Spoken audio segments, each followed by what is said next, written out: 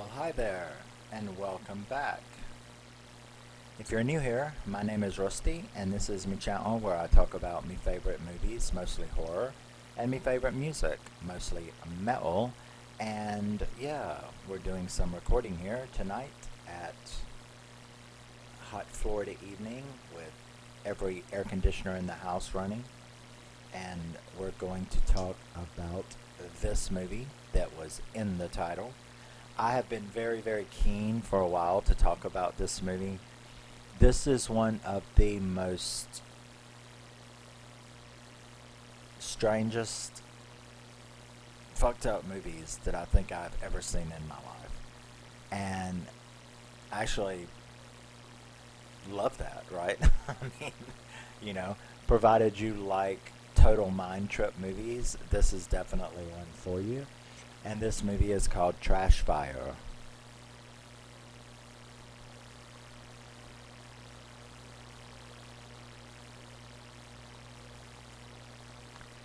Now, Trash Fire was released in 2016, I believe. Yeah, 2016. It stars Adrian Grenier, Angela Trimbur, and Fionnula, Fionnula, Fionnula, Fionnula Flanagan. And yeah, I absolutely love this movie. It is just, I thank God for notes because I don't know how to convey the stuff that is in this movie. It's very hard to convey. It's one of those things that you really have to see to fully appreciate just how fucked up it is, but how phenomenal it is. Now, we open up with Adrian Grenier, of course, is. Oh, and it was written and directed both by Richard Bates Jr. And yeah, so um, we open up with Adrian. He's playing a guy named Owen, who is so cute, but so fucked up. Which, of course, he should be once you find everything out. So we have Owen. The movie opens with Owen at a therapist. Now, the first 30 minutes is not horror. It's a big, big setup. I think the interesting thing about this movie is that at the beginning, you don't really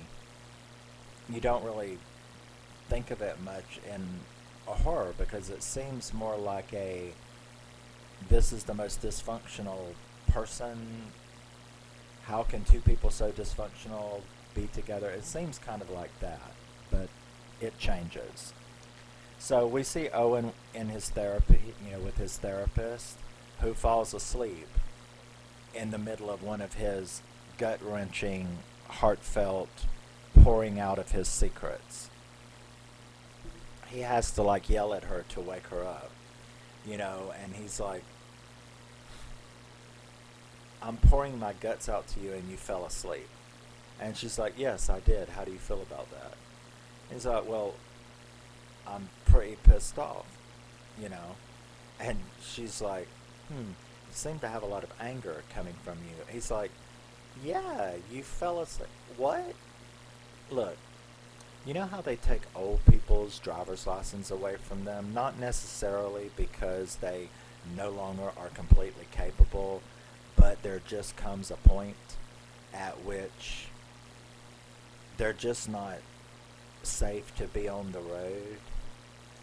That's how I feel about you as a therapist. It's kind of time for you to move on.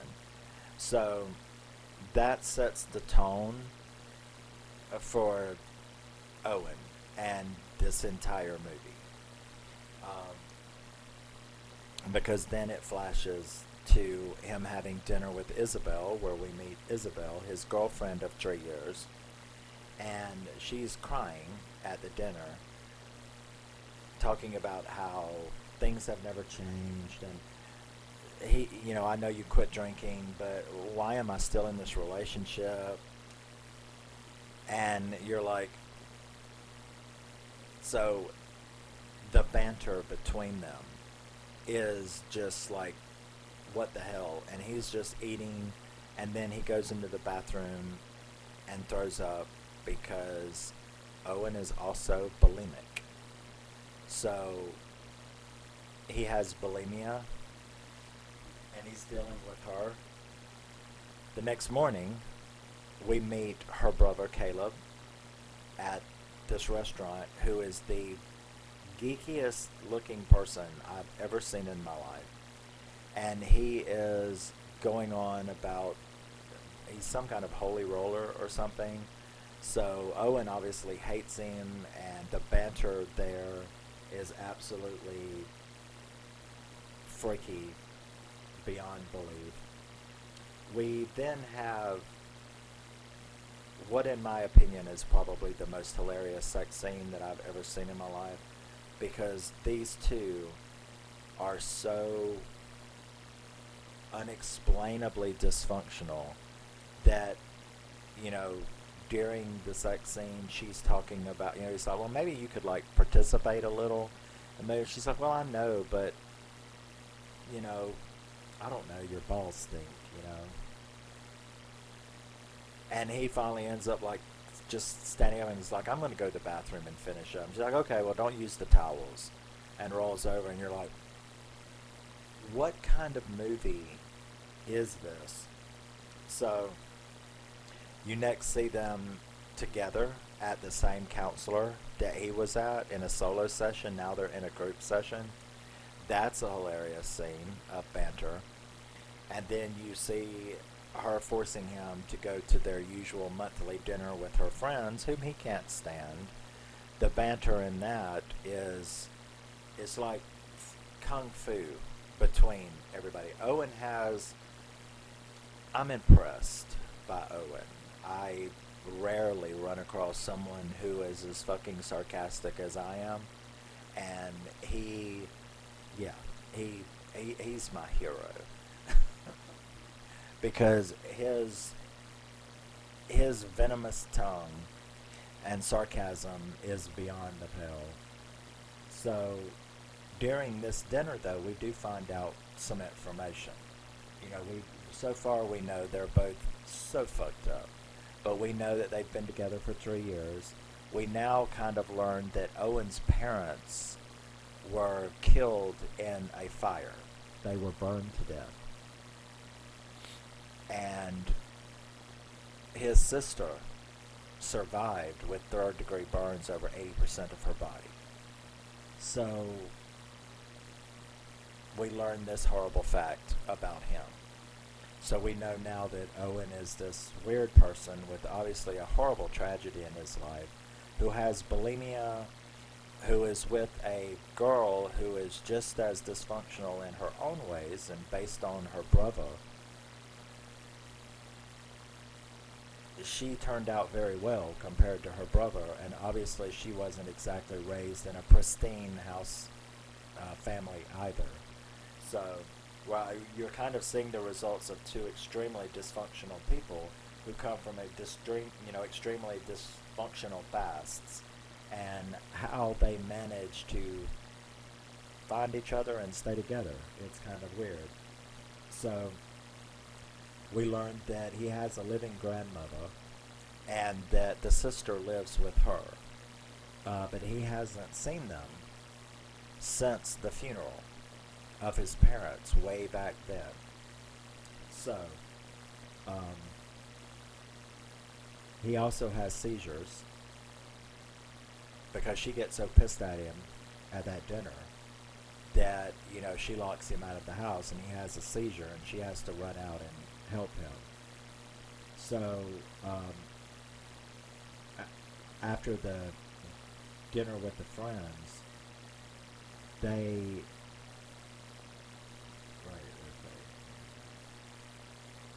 end up having, if you thought the first sex scene was so humiliatingly embarrassing, wait till the next one, because now we have this one. And I'm going to try to explain it so you can really understand what the first 30 minutes of this movie has been like. the way that they like initiate is not exactly romantic, you know. It's like, yeah, shouldn't we? Well, I don't know. I guess, it's like, I don't know. Since you stopped drinking, I don't know if I can put up with your increased sex drive. And so they go, and he's like, "Can you at least take your shirt off because I will faster?" And she's like, "Okay, you know." And so they start doing that when all of a sudden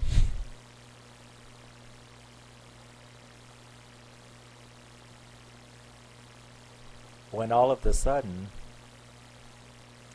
because you can see his butt, right? And I don't know how to do this. It starts like that, and she's like, "Oh, that's new." Yeah, that's new. And so you're like going, I can't believe that I'm watching. What I'm seeing. So she's actually starting to get into it, and he's doing that, and she's like, oh yeah, yeah, yeah, yeah, and then he vomits all over her face because he's having a seizure while they're banging.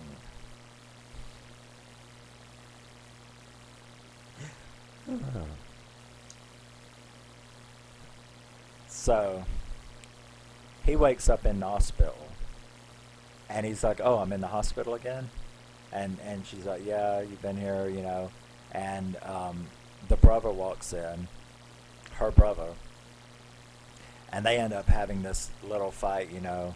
It's like, oh my gosh, how embarrassing that I had sex. And then the brother is like, what? I can't believe it. He starts yelling at his sister about, you're not a virgin? And the sister was like, I've been living with this guy for 3 years. I'm graduated college. I'm living with this guy for 3 years. I thought you were better at math to figure out that no. And so it causes this big stink. And you're like, if this movie gets any damn weirder, I'm going to have to put it at the top of the list of, we're going to be like into some Clockwork Orange territory or something. So he says some really ugly things after that, and she ends up telling him that she's pregnant. So on top of everything else, she's pregnant. But I'm going to go get an abortion because I certainly don't want to have a kid with you. Because, like she's not, and I always want to make sure anybody who watches Marriage, she is just as fucked up as him. They're just fucked up in two totally different ways. But, so he says some ugly stuff about that, but then he thinks about it over like a couple of days and decides that he does want to have the baby. So he goes to her office, or when she gets to her office, she gets up that morning and he's gone. She gets to the office and he is in her office with a big giant funeral spray. And you are like, so she's like, what are you doing? And he's like, oh, okay, I just really would like to talk to you. I want to apologize for last night. And then she's like, okay, all right, whatever. And he's like, would you just sit down and give me a couple minutes? So she sits down and she's like, okay, you got 2 minutes. What do you want? And he's like, well, I wrote your obituary. And I'm like, ugh.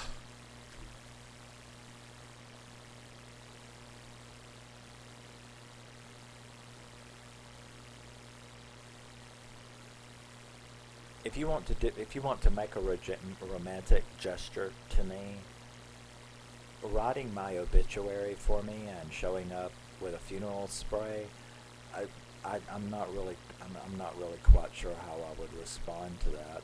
But interestingly enough, when he reads the obituary to her, it's one of the most romantic things I'd ever heard in my life, and I'm like,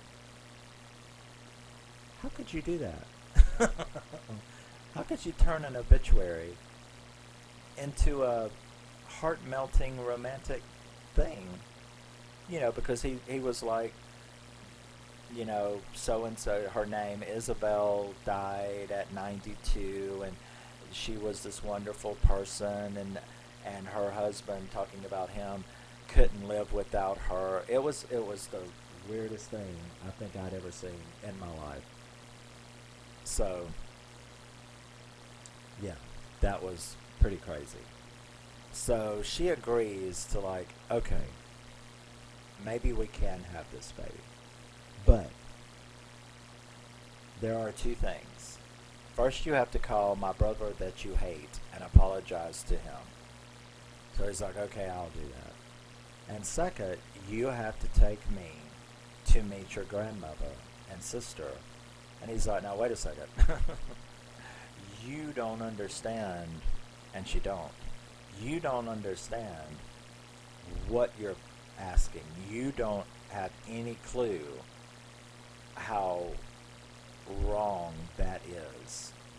And she's like, that's her conditions. So she agrees to have the baby if they will go, if he will take her to meet the grandmother. So they go. They pack up and they go to meet. Now, on the way, he tells a little bit of the history that his parents died in a fire. They were burned to death, but they hated each other's guts. He said that he was the product of probably one of the, what do you call it, the grudge fuck. He said, I am the product of probably the most hated grudge fuck ever. They hated each other's guts. His dad was, an idiot, and his mom was, let's just say, very, very promiscuous. And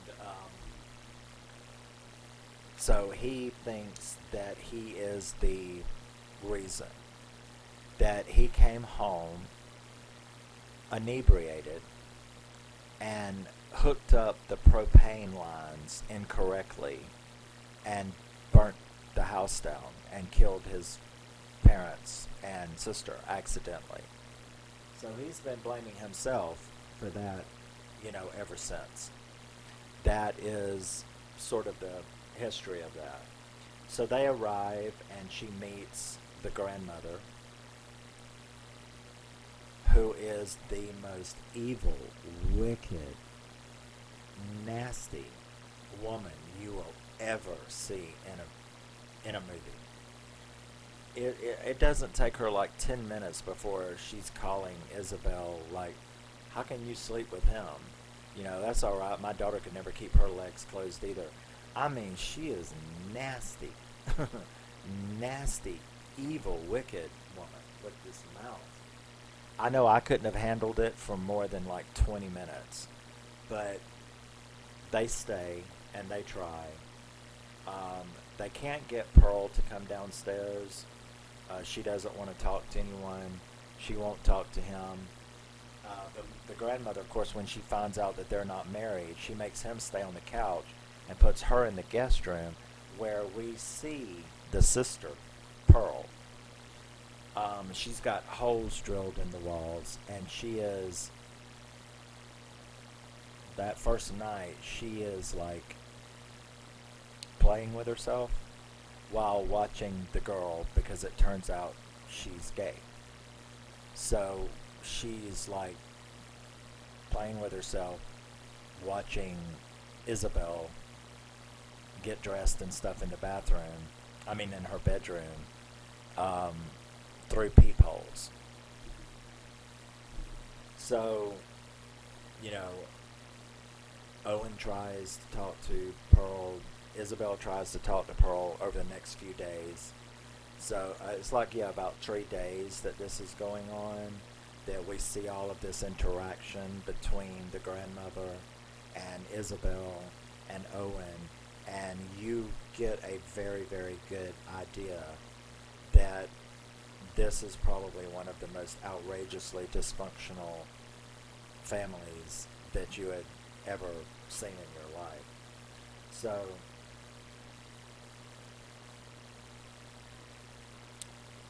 we start seeing the grandmother initiate activity that's very, very suspicious. She, tells, and of course the fighting between her and Isabel it gets worse and worse. She's telling her that she's disgusting for having Owen's kid, that it is disgusting that their bloodline will continue after Owen because, I guess she doesn't have to worry about Pearl, right? But that she is disgusted of the fact that she's pregnant. So Isabel starts wanting to leave, which I would have done 3 days ago. But Pearl keeps, they keep trying to talk to Pearl. And Owen and Isabel have agreed to leave because she's through. She's like, I'm going to kill this bitch if we don't get the hell out of here. So we then see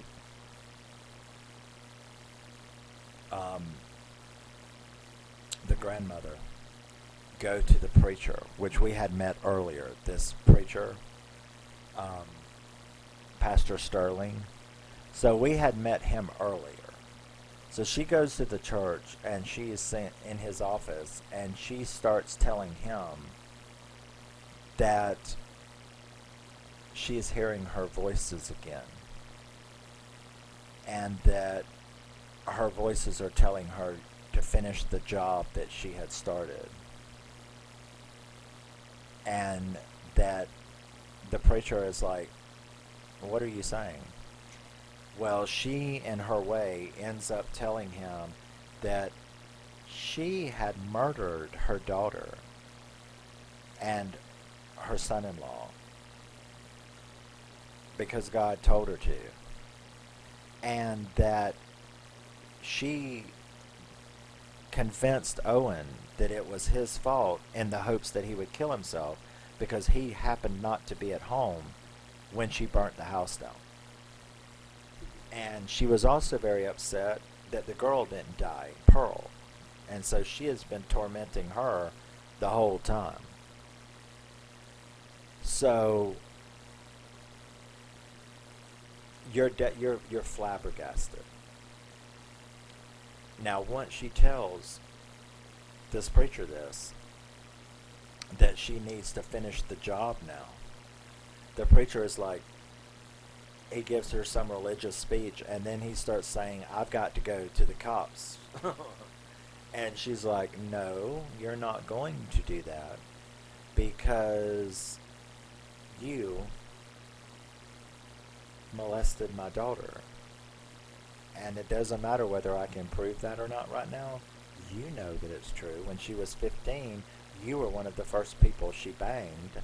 And it doesn't matter whether I can prove it. The fact that I say it out loud is going to, this little old lady giving this information is going to ruin your life. And he knows that. So he turns around to the window and she sneaks out the room.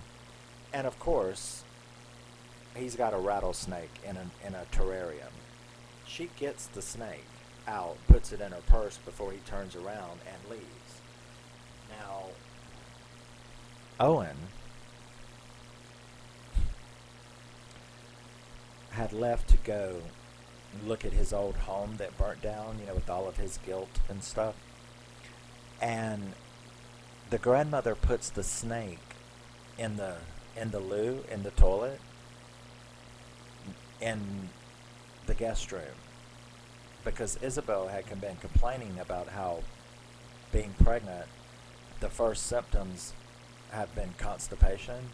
So the grandmother put the snake in the toilet when Owen was gone, knowing that Isabel would go use the bathroom, and there's a rattlesnake in the toilet. So that is a very, very tense scene when she does go into the bathroom, because she doesn't even look. Now, everybody's got their individual.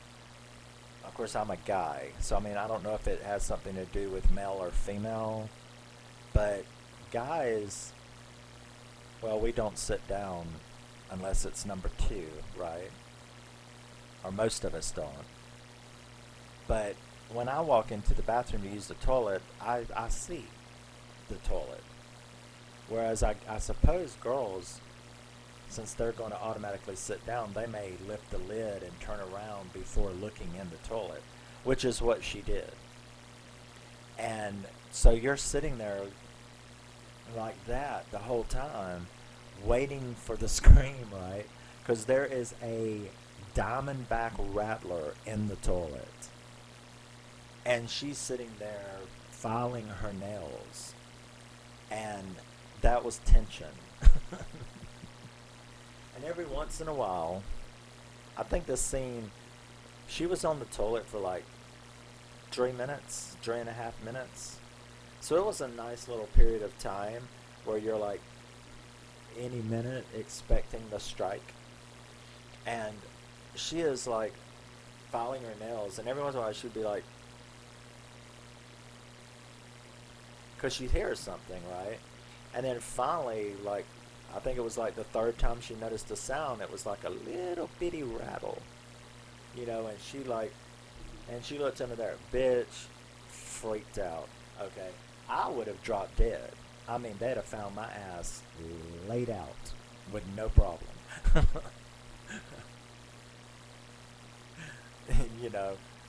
That would not work. I'd have been like Thor through the wall or something. It wouldn't have been pretty. That's all I got to tell you. But that was a very interesting scene. Now, as soon as she screamed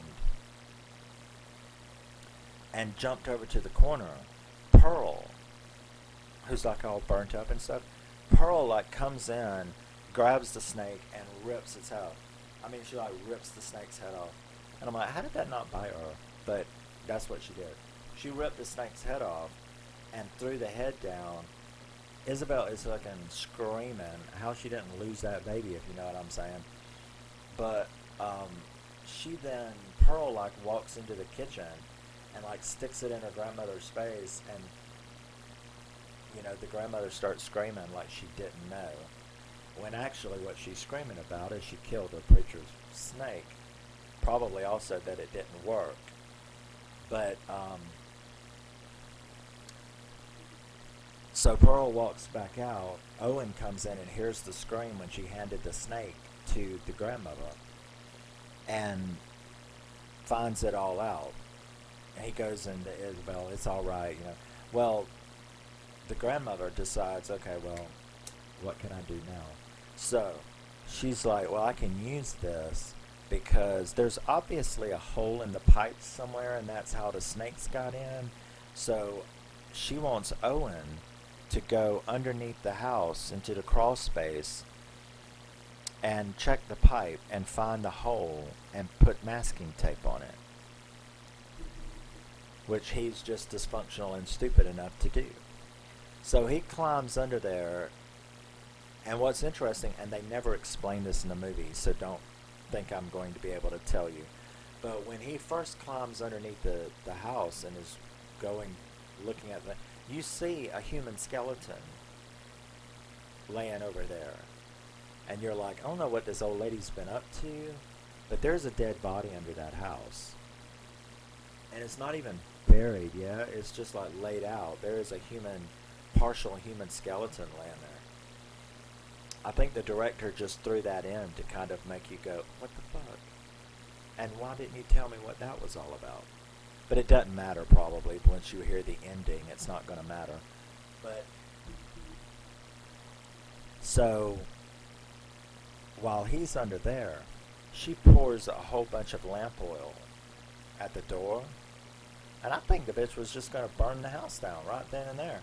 But she couldn't get the matches to strike, and he came out before she could. So there was another plan ruined. Now, she's also replaced his seizure medication. She's been replacing his seizure medication with, like, baking soda. So he thinks he's been taking his medicine, but he hasn't over these 3 days.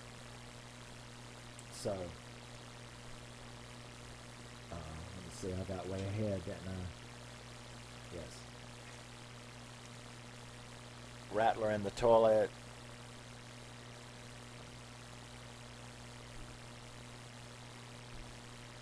Then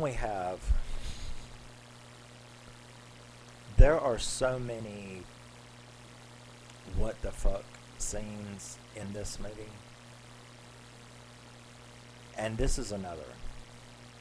Because now that the Rattler stuff has happened, she wasn't able to get him with that. She's kind of frustrated and she's sitting on the couch. And it's like the only thing you can pick up in the area is like preaching shows. So she's sitting there watching a preacher. And because Pearl is up in her room and she never comes out, and Owen and Isabel leave to go to the store or something, she is sitting there on the couch, the grandmother. And all of a sudden, while she's watching this preacher scream about hell, fire, and brimstone, and women not satisfying their men and stuff like that, she sticks her hands down her skirt, and I was like, "Geez, no, don't do that."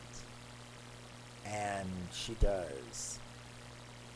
They show the grandmother masturbate to a preacher screaming about scarlet women.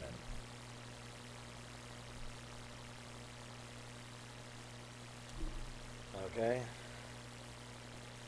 So, now that all of that has taken place, Isabel is really ready to leave.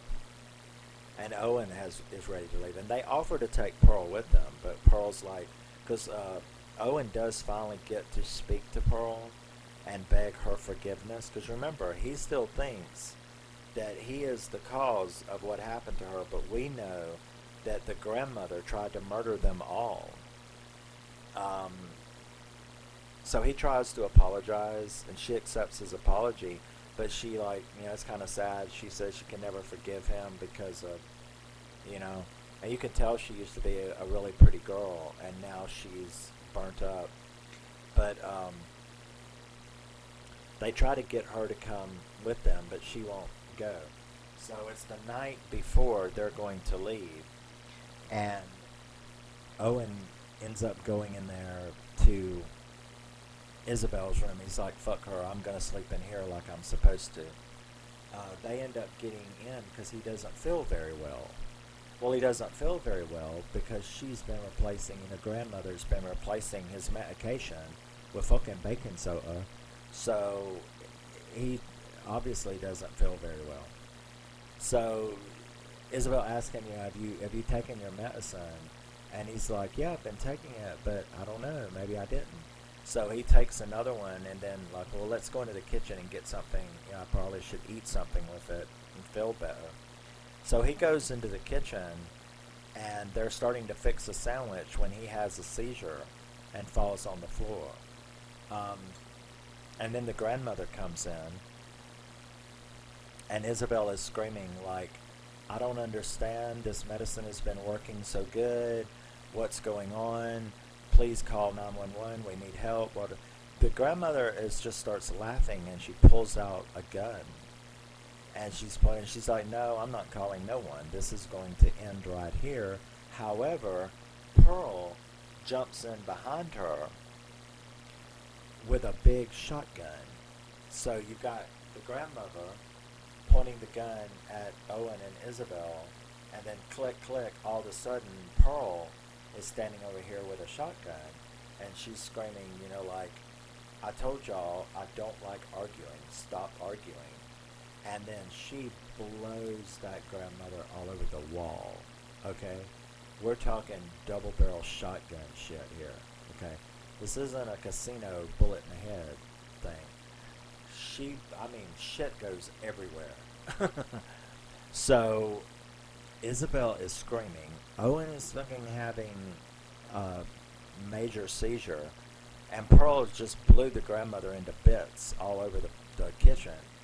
And then you're very shocked. This movie is like stuns you, with like, what the fuck? And Pearl just turns around and aims the shotgun at Owen and blows a hole in his chest, and you're like, well, that's not right. that's not cool. What the fuck was that for? Well, okay, alright. Okay. Yeah, she said that she would never forget him, and I understand there's animosity. Okay, well, alright. There's animosity.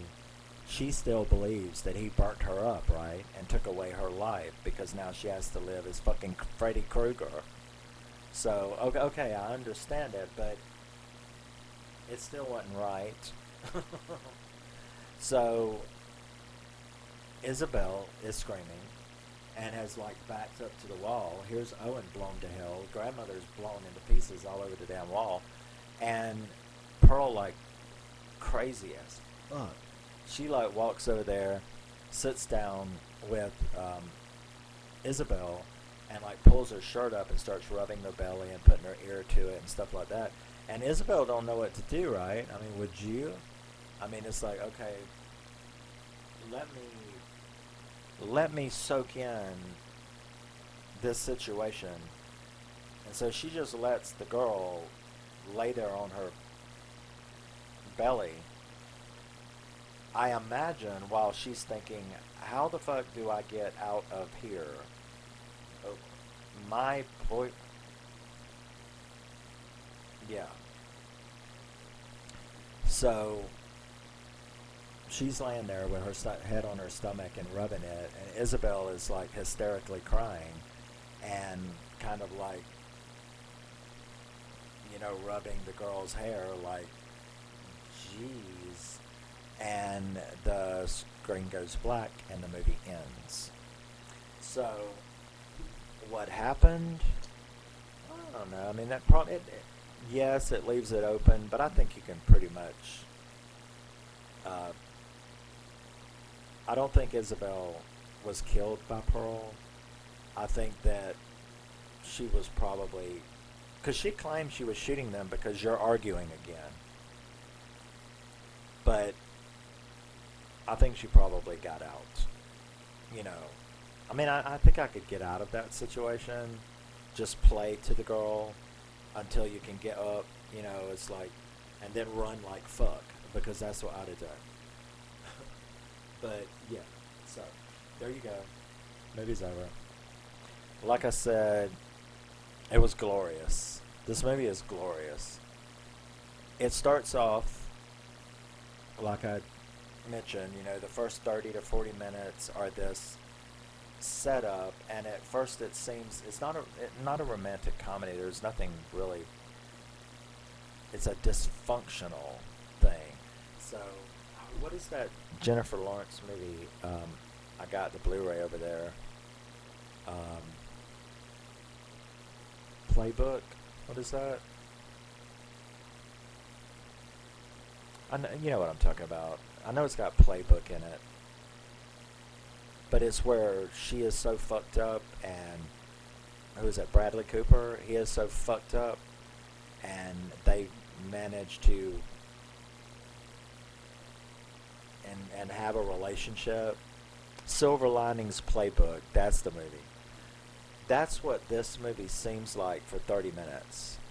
You know, 35 minutes, except it's like grosser, like with the sex stuff and the vomiting and bulimia and the seizures and stuff like that. So you got the mental and the medical in this one. But it's kind of like that, yeah. It's like Silver Linings Playbook for like 35, 40 minutes. Then when they go to the grandmother, the shit gets ugly and psychotic and crazy. And yeah. So I absolutely love this movie.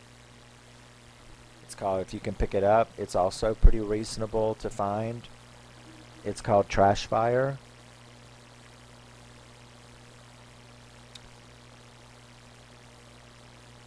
If you're into offbeat horror, offbeat films in general, then you can't go wrong with this, because this movie will have you definitely glued, because it won't let you cut it off. It won't let you leave, because the pacing and the what is the next weird thing that is fixing to come out their mouths and or is fixing to occur really keeps you engaged all the way to the very end. So, if you haven't seen it, you should check it out. If you do, let me know what you think. 2016 Trash Fire. And yeah, I will see you in the next movie discussion. And that will be Rob Zombie's Halloween 2, which I just watched earlier. And finally got around to doing it, and we'll see what I think about it. It's alright. But the usual problems with Rob Zombie. But we will be back shortly. And always remember and never forget, you are a very, very, very, very special person. No one can ever take that away from you, no matter what anyone's doing or anyone's saying. You are the only one of you. Be unique, be weird, be strange, be cool. And always scream. Keep screaming very, very loudly, but only when appropriate, so that you don't get sectioned. I will see you in the next video. Love you, miss you. Bye.